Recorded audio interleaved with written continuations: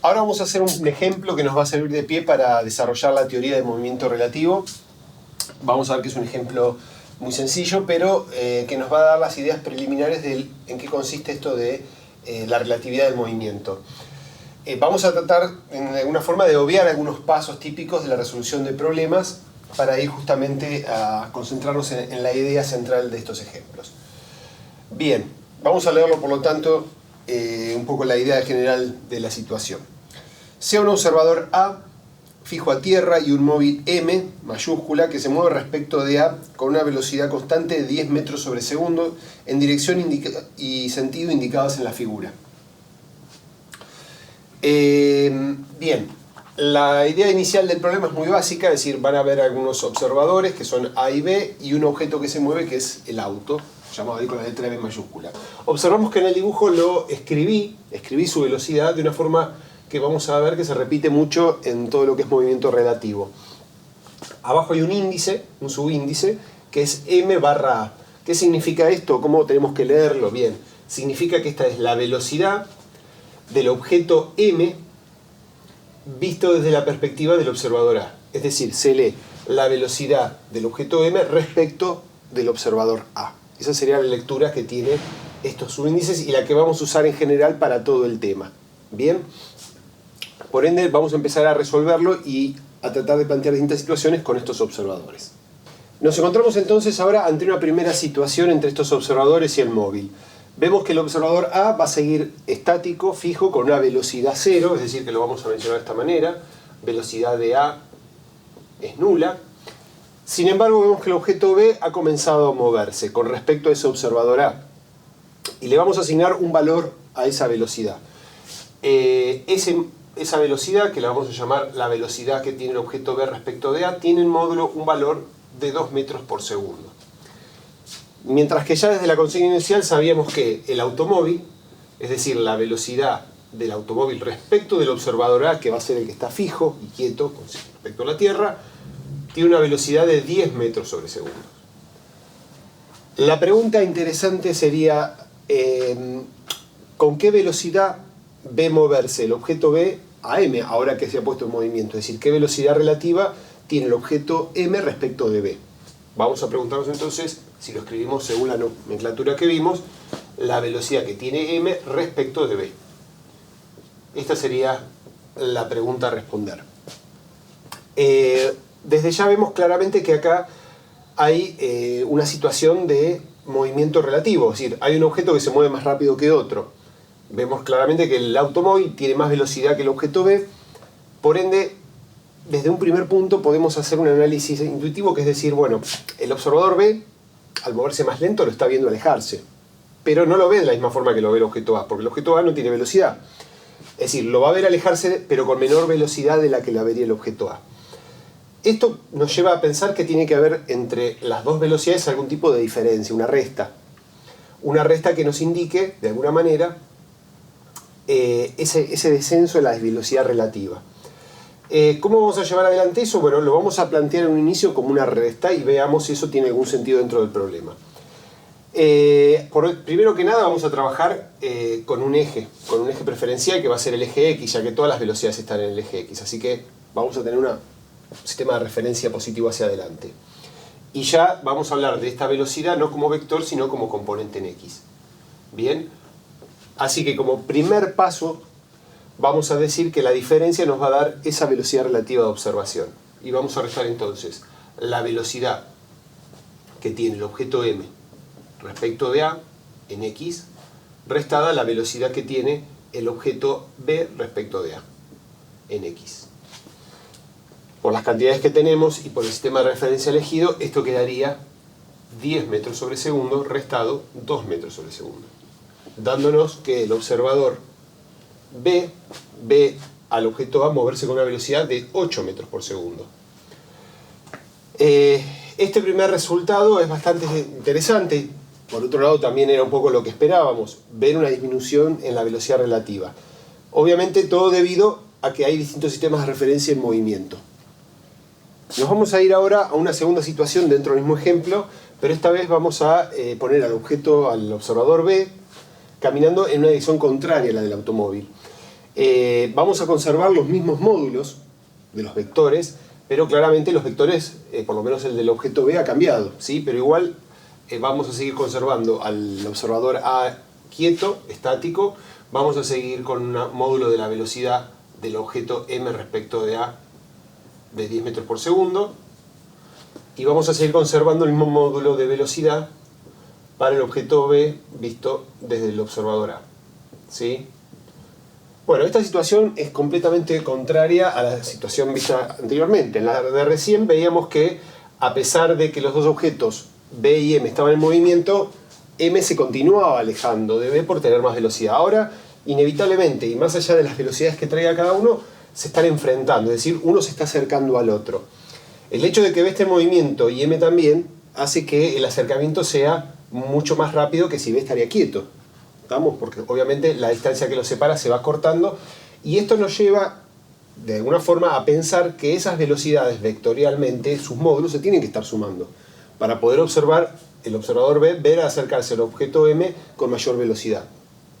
Estas situaciones, tanto cuando un auto va más rápido o va enfrentado a nosotros, se visualizan en la ruta, donde básicamente vemos claramente cómo a veces un auto que con respecto a la carretera viaja a mucha velocidad, para los observadores de un auto que es sobrepasado no parece tan grande la diferencia. Y cuando uno va enfrentada a la velocidad del automóvil que viene en contra, esa velocidad parece mucho más grande que la que podríamos observar desde tierra. Lo que vamos a plantear en este problema básicamente es obtener con qué velocidad ve el objeto, el observador B, al auto M que se está moviendo. Y acá obviamente estamos un poco pensando qué es lo que haríamos diferente del caso anterior. En un principio podemos seguir restando las velocidades con su sistema de referencia en cada eje, pero veríamos que, y ahora lo vamos a probar matemáticamente, que al final resulta la suma de los módulos, ¿sí? A pesar de seguir con una diferencia vectorial, de una diferencia de componentes, terminaríamos obteniendo la suma de las componentes, que es un poco lo que vemos en la realidad cuando los objetos se enfrentan en velocidad.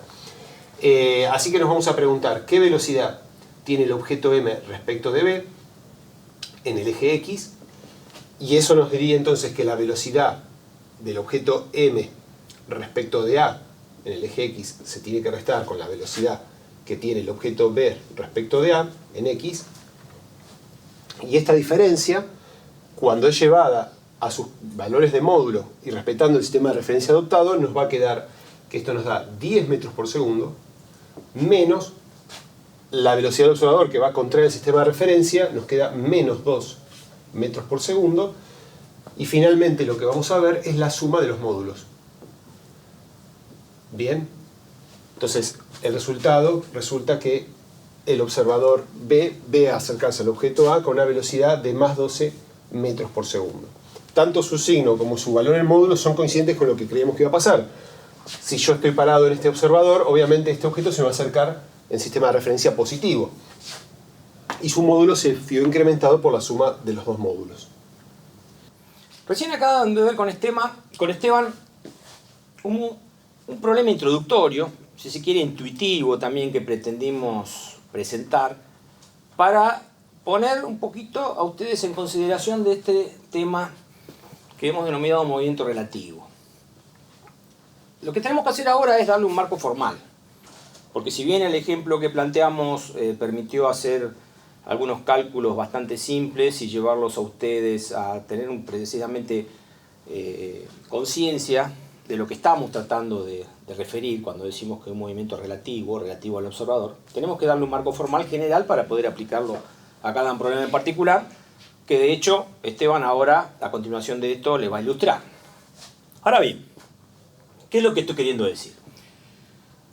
En general, a veces incluso hasta esta palabra relativa está mal usada, si se quiere, por los mismos físicos o en si quieren los libros, porque es muy común este tema verlo presentado en cualquier libro de física, movimiento relativo. Incluso nosotros en nuestro libro también hablamos de movimiento relativo.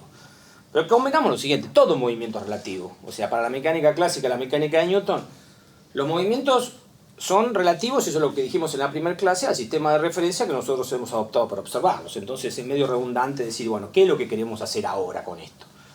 Bueno, precisamente lo que queremos hacer ahora es ir un poquito más allá, con esto de relativo y tratar de relacionar observaciones realizadas por dos observadores. Y tratar de encontrar un marco formal para poder vincular esas observaciones. Por eso que planteamos ese ejemplo introductorio.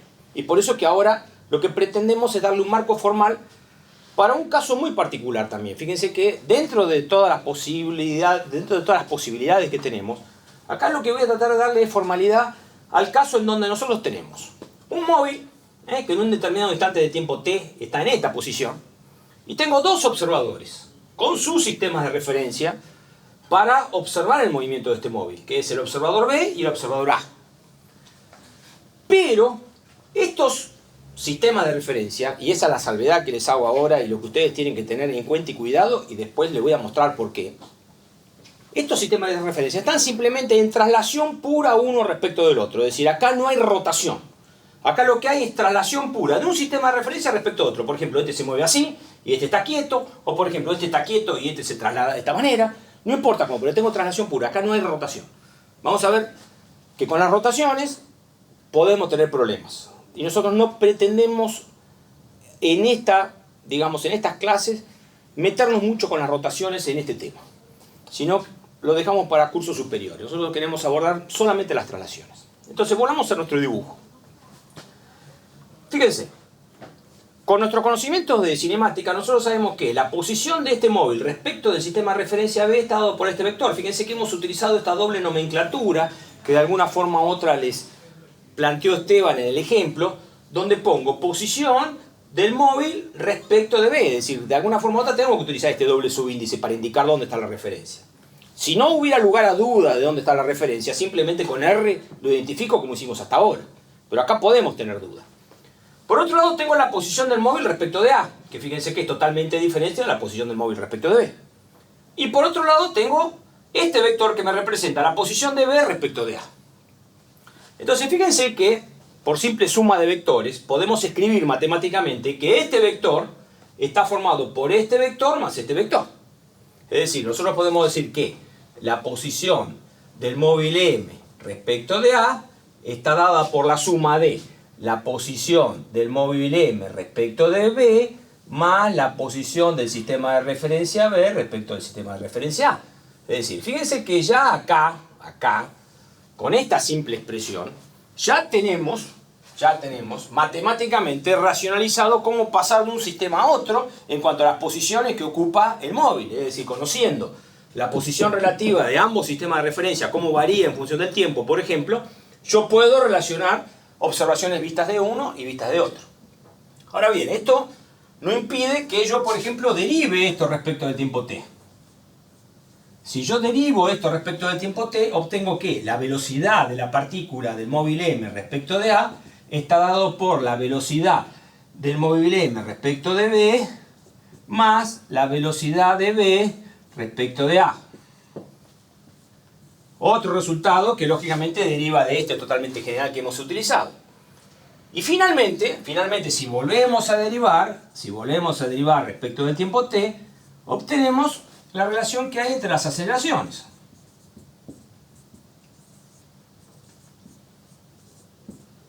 La aceleración de B respecto de A.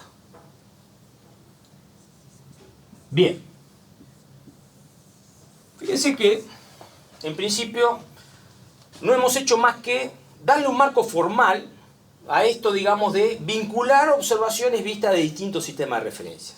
Pero acá hay un caso particular muy interesante a analizar, que es aquel que surge de una condición particular que muchas veces se da en la práctica. Es decir, muchas veces en la práctica nosotros vamos a tener que estos sistemas de referencia, este y este, se están trasladando uno respecto de otro, pero se mueven a velocidad constante.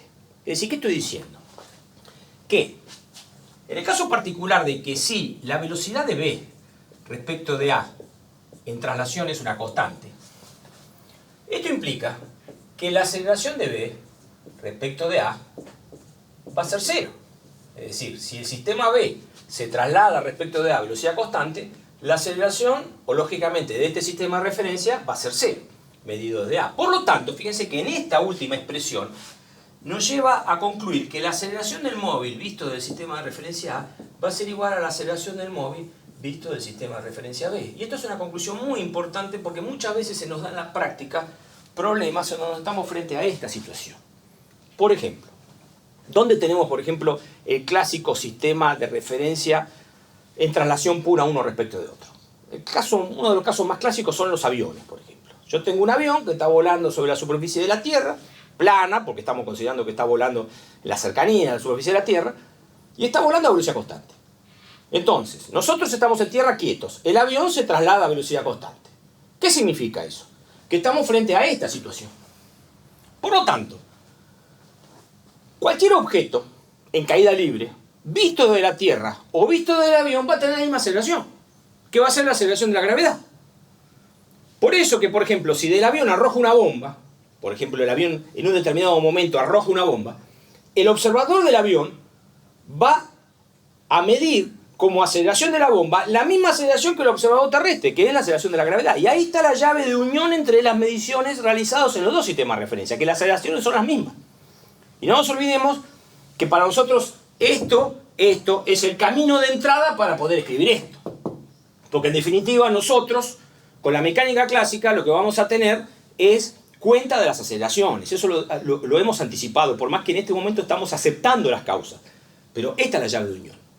Lo mismo ocurriría con un tren en movimiento respecto de la estación. Y un observador que, por ejemplo, está dentro del tren y está arrojando este objeto hacia arriba. Una vez que libera el objeto, una vez que queda libre el objeto, la aceleración que mide el observador adentro del tren es la misma aceleración que mide el observador en tierra, que es la aceleración de la gravedad. ¿Por qué? Porque el tren está en traslación pura respecto de la estación y se mueve a velocidad constante. Vamos a terminar nuestro análisis con mostrarles por qué yo dije que en el movimiento relativo podía haber problemas con la rotación, porque no me gusta dejarlo simplemente referenciando el problema, sino se los quiero mostrar. Eso no significa que no se los voy a solucionar en este caso, porque nosotros queremos cortar un poquito acá el nivel de instrucción de estos videos y de estos tutoriales, pero por lo menos les voy a mostrar cuál es el problema. Para lo cual he dibujado, fíjense, dos sistemas de referencia, uno fijo y otro en rotación, que es el B, y un móvil. Imaginemos que el móvil se mueve de tal forma que sigue la rotación al sistema de referencia B. Por lo tanto, quien está en el sistema de referencia B lo ve quieto al móvil. Yo no voy a dramatizar esto para que se den cuenta. Miren, acá tengo el móvil. Yo voy a hacer el sistema de referencia B y ustedes, imagínense que están acá en el centro, porque yo traté de poner el sistema de referencia A y al B juntos, coincidentes acá en el punto este, son el sistema de referencia A que están quietos en el centro. Entonces fíjense, si yo giro con el móvil, para mí el móvil está quieto. Para mí el móvil está quieto, ¿por qué? Porque no varía su posición en función del tiempo, es decir, la posición del móvil respecto del sistema B es una constante y no en función del tiempo. Sin embargo, para ustedes que están acá en el centro, ustedes ven que el móvil realiza un movimiento que es circular respecto de su sistema de referencia que está quieto ahí. O sea que está clara la situación. Tengo un móvil que rota, pero también tengo un sistema de referencia B rotante. En un caso muy particular, que es aquel, porque yo les quiero mostrar el problema en un caso particular, donde para mí, que soy el observador B, este móvil está quieto. Entonces, esta expresión que obtuvimos recién es siempre válida. Acá no hay problema. Acá no hay ningún problema con esta expresión. El problema está en lo que se deriva de esta expresión. O sea, si yo derivo, porque si yo derivo esta expresión, lógicamente obtengo esta otra expresión que fue la que obtuvimos hoy. Fíjense que le puse ojo con las derivadas estas. Analicemos un poco por qué puse ese ojo que está ahí. Veamos la situación, volvamos. Para mí, sistema de referencia B, el móvil está quieto. ¿Por qué? Porque este vector posición no varía. Por lo tanto, fíjense que la posición del móvil respecto de B es 0. Esta velocidad es 0. Si yo derivo esto respecto al tiempo, acá tengo un 0. ¿Dónde más tengo un 0? Y tengo un 0 acá. La posición de B respecto de A, fíjense, si ambos están coincidentes en el mismo punto, ahí la posición de ambos sistemas de referencia es un 0 también. Porque RBA es 0, y al derivarlo me da 0, o sea que acá también tengo un 0. Ahora, yo dije que el móvil visto en el sistema de referencia A ejecuta un movimiento circular uniforme. ¿Acaso no dijimos hoy que la velocidad del móvil M visto de A no tendría que ser omega por R? Entonces, ¿cómo es la cosa acá? Esto está mal. O sea, acá hay un error. O si se quiere, ¿dónde está el problema? Y el problema está acá, en estas derivadas. Hay que tener cuidado cuando yo derivo un vector, que son estos los vectores. Hay que tener mucho cuidado cuando yo derivo vectores en sistemas en rotación. Para lo cual, hay que hacer un análisis profundo de cómo derivar un vector en un sistema en rotación. No es que no se puede derivar, se puede derivar. Pero hay que tener en cuenta ciertas cosas que ocurren que lógicamente permiten subsanar esta problemática que estoy presentando.